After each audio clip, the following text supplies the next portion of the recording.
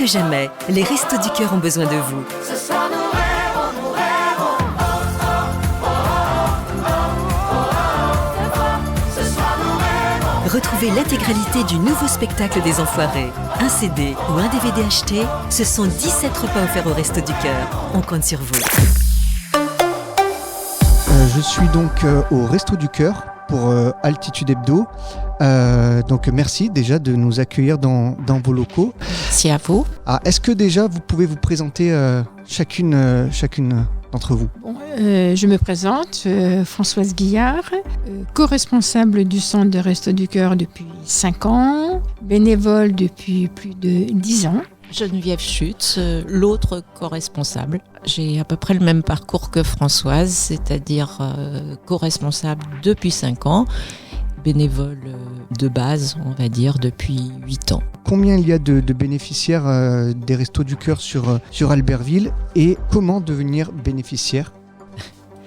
Alors, je vais faire juste une petite remarque. On utilise peu le mot bénéficiaire, qui a un côté un petit peu administratif, et puis malheureusement avoir le bénéfice des Restos du Cœur, je ne sais pas si on peut appeler ça un bénéfice. Nous parlons davantage de personnes accueillies. Au centre d'Albertville, nous recevons actuellement toutes les semaines à peu près entre 400 et 450 personnes sous forme de famille, c'est-à-dire entre 150 et 200 familles. Quel est le type de personnes qui viennent justement faire appel au Resto du Cœur, qui ont besoin de venir chez vous? Pour une grande majorité, disons qu'une moitié, ce sont des personnes seules, des personnes qui ont une toute petite retraite, qui ne leur permet pas donc de payer un loyer et de s'alimenter. Nous avons aussi des familles monoparentales et nous accueillons aussi les demandeurs d'asile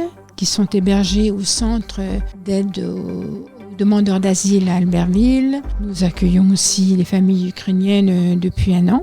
Nous accueillons également des personnes en situation parce que notre mission est d'aider les personnes en difficulté. Nous n'avons pas à entrer dans des démarches administratives.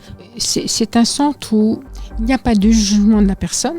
Donc on la reçoit telle qu'elle est, avec ses difficultés. Elle nous dit ce qu'elle vient nous dire, mais évidemment. Mais ce sont des gens qui sont fragiles parce que depuis 2-3 mois, ils ont des formalités administratives qui n'avancent pas, des retraites qui ne se concrétisent pas, les demandeurs de RSA qui ont du mal à recevoir leurs aides, et ça met du temps. Tous ces gens-là sont très fragilisés, donc on les accueille soit provisoirement, effectivement, pour les aider à tenir le coup, soit de façon continue. Ça peut durer 1 an, 2 ans, et on peut dire que les personnes en grande précarité, les petits retraités, on les recevra toujours, quoi. Est-ce qu'il y a des démarches pour pouvoir justement être accueillis au Resto du Cœur? Ah oui, tout à fait. Nous avons un barème qui est national. Toute personne qui franchit notre porte en nous disant qu'il est en difficulté, qu'il n'arrive pas à subvenir à ses besoins alimentaires, on va de toute façon lui donner ce qu'on appelle un colis de dépannage.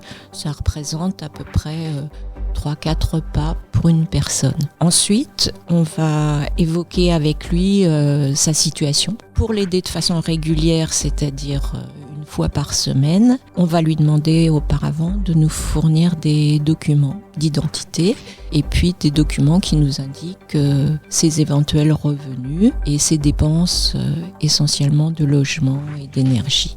Alors combien de bénévoles vous comptez ici au centre d'Albertville? Comment devenir bénévole? Nous sommes 73 bénévoles au centre d'Albertville. Ils se répartissent en fonction du fonctionnement du centre, pour moitié à peu près le matin, sachant que les bénévoles du matin, ce sont des personnes qui préparent la zone de distribution pour accueillir les personnes accueillies l'après-midi. Et la deuxième moitié, ce sont les bénévoles qui accompagnent chaque personne accueillie pour la distribution. Lorsque nous accueillons une personne, nous avons ce qu'on appelle des inscripteurs qui ont une formation pour justement écouter ces gens et prendre en compte effectivement les informations dont on a besoin pour savoir si effectivement on peut les accueillir ou effectivement si on ne peut pas les accueillir parce que ce qu'on appelle un peu le revenu disponible entre les ressources et les charges dépasse ce entre guillemets barème, on les envoie sur d'autres associations où là ils participeront un petit peu en monnayant un petit peu pour pouvoir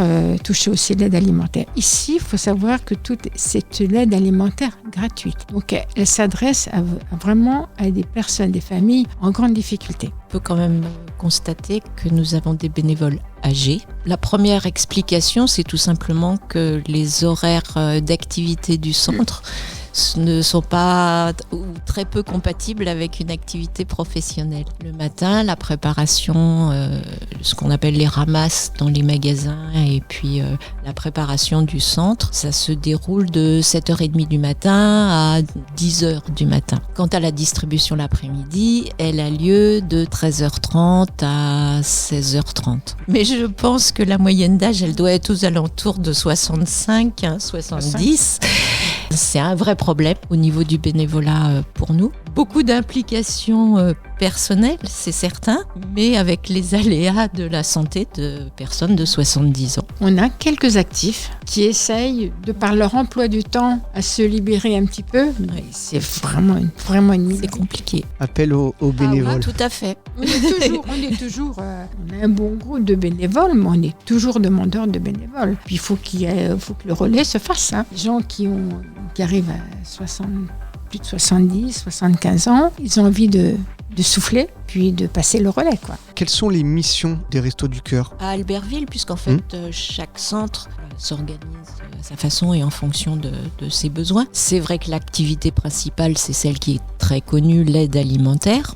C'est celle qui nécessite effectivement le plus d'organisation et de temps. Mais ici, au centre d'Albertville, nous avons également des ateliers de français avec 7 bénévoles bien impliqués. Les cours sont donnés à la maison des associations qui regroupe entre 1 et 4 apprenants par bénévole. Donc ça fait un petit groupe de 20-25 apprenants qui progressent. Et puis nous avons un atelier de coiffure, c'est-à-dire 2 bénévoles coiffeuses professionnelles en retraite qui viennent faire des coupes et brushing une fois par semaine, gratuitement bien sûr, personnes accueillies chez nous. Alors on va aussi parler d'un événement important, alors c'est au niveau national mais ça ressurgit au niveau évidemment local, c'est la grande collecte donc, qui a lieu du 3 au 5 mars. Est-ce que vous pouvez nous en dire un mot ? Nous faisons une collecte donc dans 11 magasins, 11 sur Albertville plus Villars-sur-Doron depuis cette année. Donc ça fait 12 ans. Dans tous ces magasins, du vendredi au moins au samedi soir, il nous faut par créneau de 3 heures, il nous faut un certain nombre de bénévoles parce que les bénévoles du centre c'est insuffisant et que les bénévoles du centre pour une bonne partie vont concentrer leur activité sur le centre lui-même puisque des camions qui vont aller chercher des collectes dans les magasins vont les amener là, il faut les peser, les trier. Nous avons une zone de stockage, c'est-à-dire c'est un énorme travail et une petite logistique presque. Quels sont les besoins ? Dans l'aide alimentaire, c'est tous les produits de base dont nous en avons besoin. On a une petite liste de prêts, l'huile, les pâtes, petits paquets, grands paquets, parce qu'il faut donner des petits aux personnes seules, les grandes aux grandes familles, les conserves de fruits, légumes, plats cuisinés, les poissons, la farine, le sucre, la confiture, tous ces éléments-là. Les produits d'hygiène, c'est important et je me permettrai d'insister aussi pour les femmes. Les protections féminines, c'est extrêmement important, c'est très cher. Et ces personnes-là, vraiment, en grande difficulté, donc il faut y penser. Les produits d'entretien, si. Et pour les bébés, alors les bébés que nous accueillons, c'est le lait en poudre. Le lait en poudre, les couches, puis les petits pots sucrés surtout. Chacun donne de ce qu'il a envie de donner, quoi. Mais il se trouve qu'à Albertville, les produits qui sont collectés dans ces 12 magasins vont rester sur le centre d'Albertville et seront distribués aux personnes accueillies au centre d'Albertville. les grandes surfaces, j'imagine, ont joué le jour, enfin les supermarchés, et les produits d'hygiène, les produits pour bébés, les produits avec une longue conservation à privilégier, les pâtes, etc., le riz, évidemment. Voilà, donc c'est ce week-end du 3 au 5 mars, la grande collecte des Restos du Cœur. N'hésitez pas. Évidemment, comment on peut vous joindre ? Oui, bien sûr, tous les dons sont acceptés, que ce soit en nature, effectivement, avec des produits ou des dons financiers. À ce moment-là, il faut tout simplement envoyer son don à l'association départementale, puisque nous n'intervenons pas au niveau financier. Donc, les Restos du Cœur de Savoie, 224 rue Paul Giraud, 73 000 Chambéry. Vous donnez une adresse mail parce que c'est la forme la plus pratique en fait de nous.